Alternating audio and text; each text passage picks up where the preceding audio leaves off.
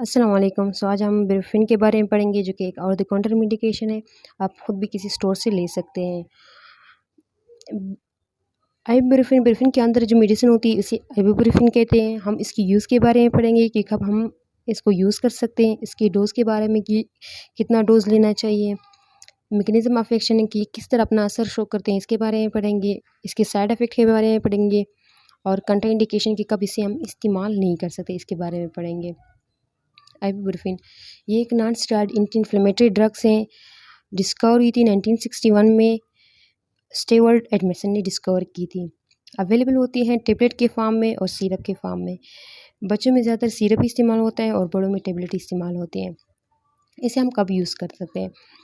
Fever में use करते हैं, पेन में, रूमेटॉइड आर्थराइटिस जोड़ों में जो दर्द होता है, osteoarthritis, muscle pain, injury, headache, sir दर्द हो रहा हो, बॉडी पेन, टूथ पेन, दांतों में जो दर्द होता है, dysmenorrhoea, painful periods, pain after surgery, surgery के बाद जो पेन होता है तो उसमें इस्तेमाल करते हैं।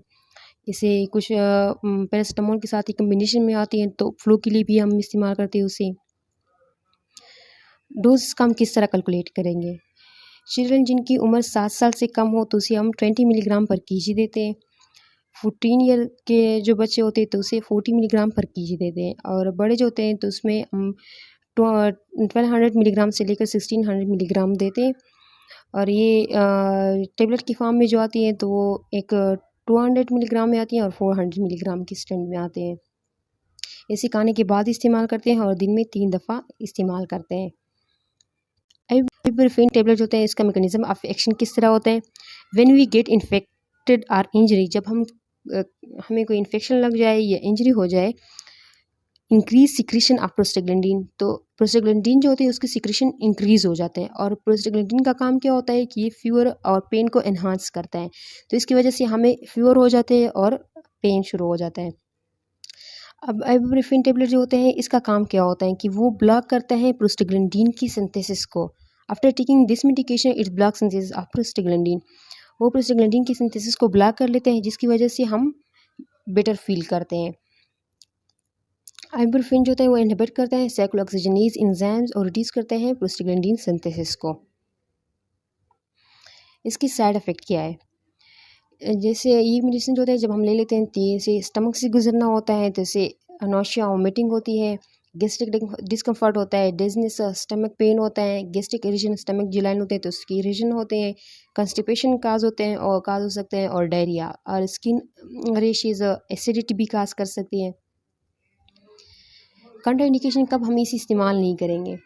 पेप्टिक अल्सर में हम इस्तेमाल नहीं करेंगे, जिस तरह हमने पहले पढ़ लिया कि ये मेडिसिन जो होते हैं तो ये गैस्ट्रिक इरिटेशन काज करते हैं, तो अगर जिससे पहले से पेप्टिक अल्सर हो तो इसमें हम इस्तेमाल नहीं करेंगे। हाइपर सेंसिटिविटी, जिसको इस मेडिसिन से एलर्जी हो तो इसमें भी इस्तेमाल नहीं करेंगे। प्रेग्नेंट वुमेन में भी इस्तेमाल नहीं करते, और लैक्टेशन जो माँ अपने बच्चों को दूध पिलाते हैं तो उनमें भी इस्तेमाल नहीं करते।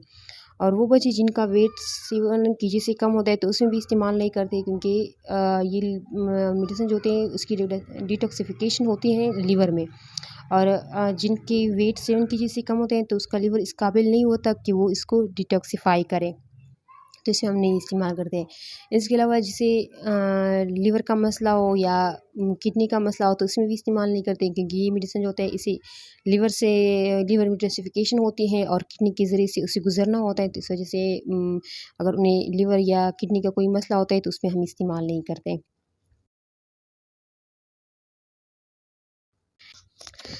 इस वीडियो का मकसद ये है कि आप दवाई का इस्तेमाल करें, लेकिन इसका बेजाय इस्तेमाल ना करें, क्योंकि इसकी अपनी इफ़ेक्ट और साइड इफ़ेक्ट होते हैं, और अपने डॉक्टर के मशवरे के मुताबिक इस्तेमाल करें। Thank you for listening.